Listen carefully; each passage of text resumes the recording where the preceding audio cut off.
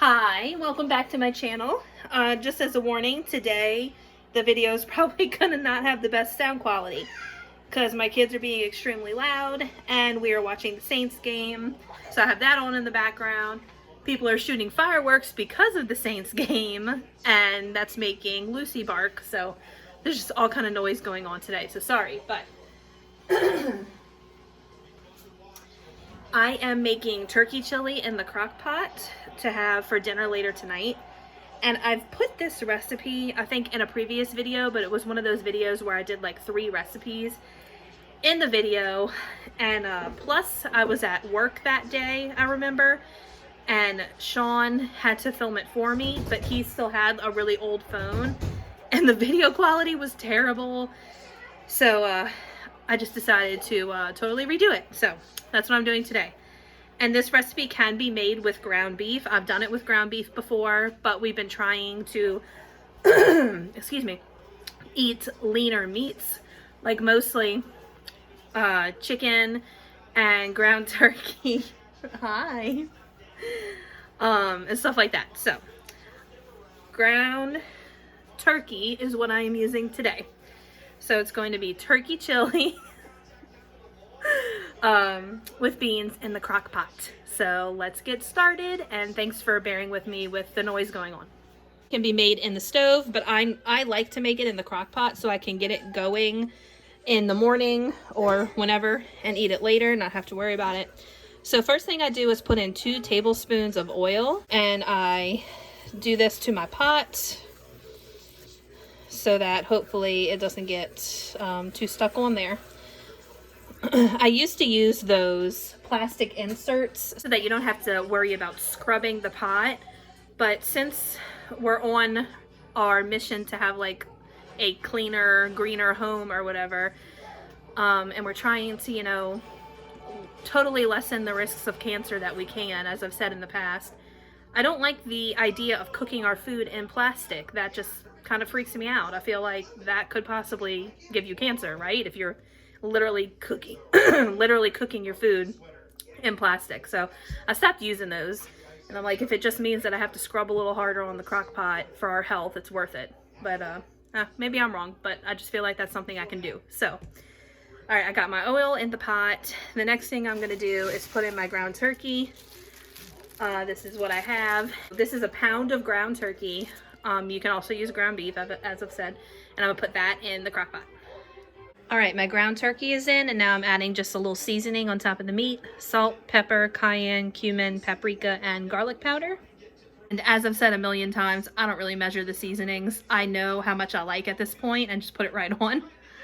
I also usually put chili powder, but I'm out of that right now, so it'll be fine without it though. And just in case you don't know, you should always rinse the top of your cans before you open them, because you have no idea, like when they come from a factory, what could be on top. Like, look at that. I have no idea what that is. So I'm about to rinse and dry the tops of all my cans, and then I'm going to add 2 cans of diced tomatoes. And you just literally just pour it right on top, doesn't matter. Can of beef broth, just a regular size can. If you don't have beef, you could use whatever kind of broth you have, but this is what tastes best for the chili. Now I have a can of black beans, pinto beans, and kidney beans. They didn't have any cans, so I just got the box, but it's the same thing. And I'm going to drain each can, rinse the beans, and then put them in. If you put them in as is, I'll show you.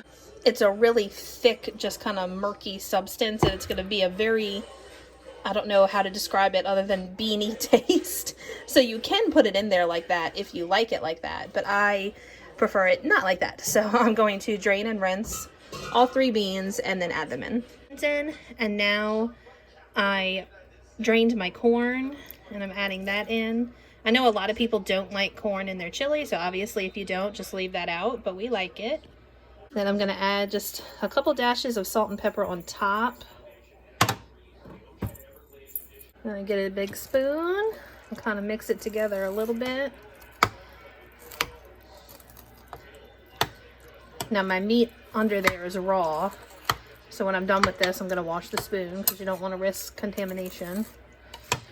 And I'm trying to break up the meat a little bit on the bottom. Oh, I forgot one thing. Let me get it. And a can of Rotel. In this can, you don't have to do anything to it. You just open it and dump it right in. But that'll give it a little bit of a kick. It tastes really good. Stir that up a little bit.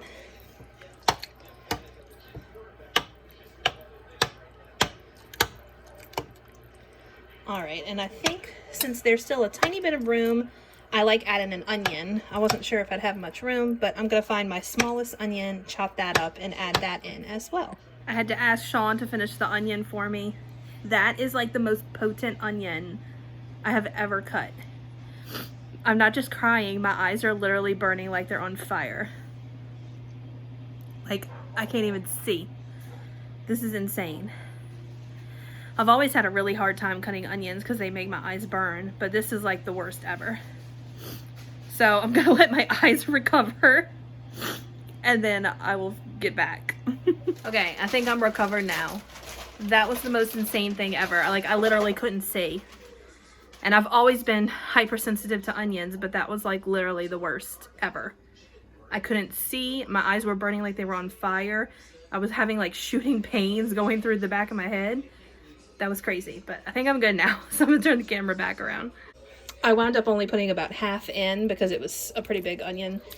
All right. And then I normally cook it on low for like 6 to 8 hours. It usually winds up being more like 8 hours. So I put it on low, covered it, and I will just gotta check it throughout the day. I normally just don't even touch it for like 3 hours. So I'll come back in about 3 hours and stir it. Make cornbread to go with chili, and normally I make the just the Jiffy mix, but since I was getting other stuff at Whole Foods, I just picked this up, which is their brand. So I'm excited to try this. We will see how it comes out. Okay, so I stirred it about once an hour, making sure that all the ground turkey was completely broken up every time. And it's been cooking for about 8 hours now, so it is pretty much ready. Now I'm just going to serve it in bowls. Oh, that's because of Milo, just ignore that. He decided to start playing with those the other day. And this is the cornbread, the Whole Foods brand cornbread, and I just tried a little bite and it's really good.